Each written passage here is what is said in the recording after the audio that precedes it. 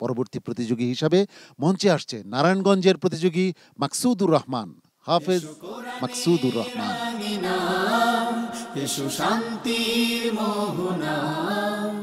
আসসালামু আলাইকুম ওয়া রাহমাতুল্লাহি ওয়া বারাকাতুহু। ওয়া আলাইকুমুস সালাম ওয়া রাহমাতুল্লাহি ওয়া বারাকাতুহু। আউযু বিল্লাহি মিনাশ শাইতানির রাজীম।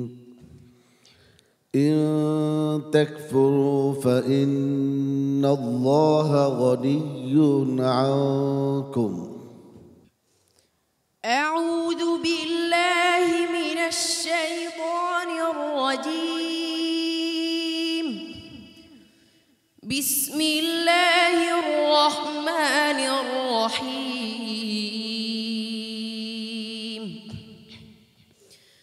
ইন তাকফুরু ফাইন্নাল্লাহা গনিয়্যুন আনকুম ولا يرضى لعباده الكفر وإن تشكروا يرضه لكم ولا تزر وازرة وزر أخرى ثم إلى ربكم مرجعكم فينبئكم بما كنتم تعملون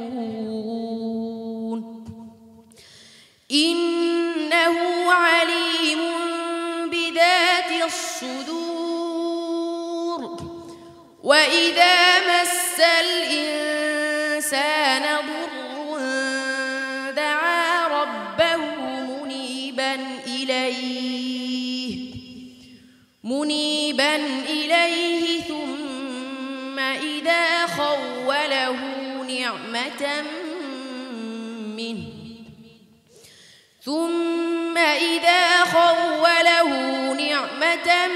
منه نسي ما كان يدعو إليه من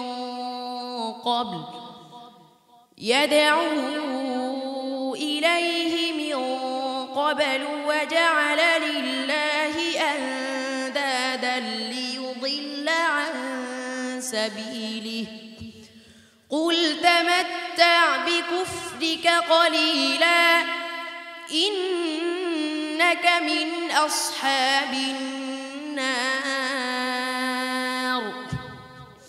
أمن هو قانت آناء الليل ساجدا وقائما يحذر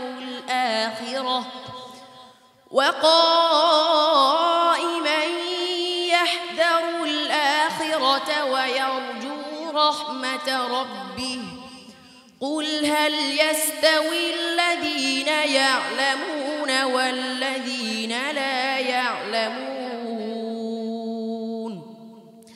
إنما يتذكر أولو الألباب قل يا عبادي الذين آمنوا اتقوا ربكم للذين أحسنوا في هذه الدنيا حسنة وأرض الله واسعة إنما يوفى الصابرون أجرهم بغير حساب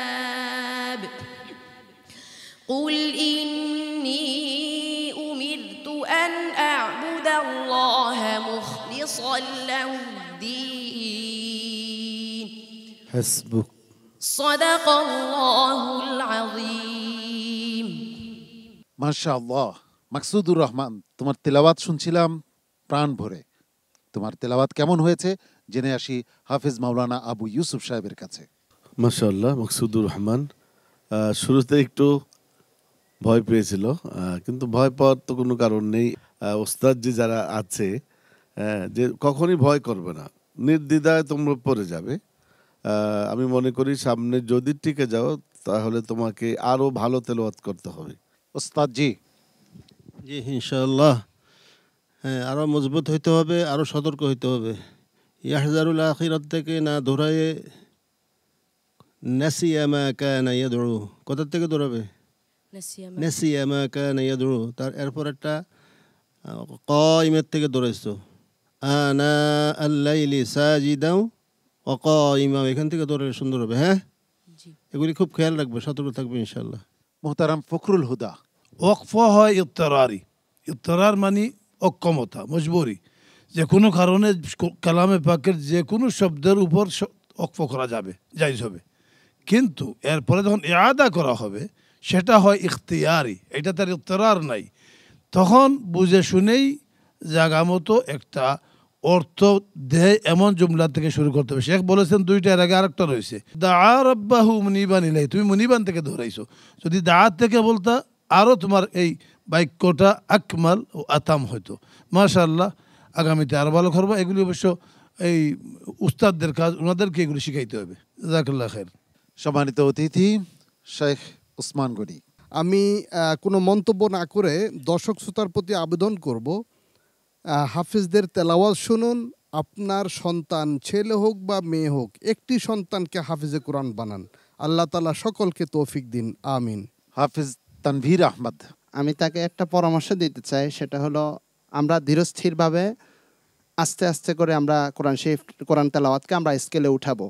তাহলে আশা করি ইনশাআল্লাহ যেই কণ্ঠের যে সমস্যাটা আমাদের সামনে স্পষ্ট হচ্ছে, এটা আশা করি হবে না ইনশাআল্লাহ। তোমার জন্য যে সমস্ত পরামর্শ উস্তাদজিরা দিয়েছেন সেগুলির দিকে খেয়াল রাখবে। অনেক শুভকামনা এবং ভালোবাসা তোমার জন্য।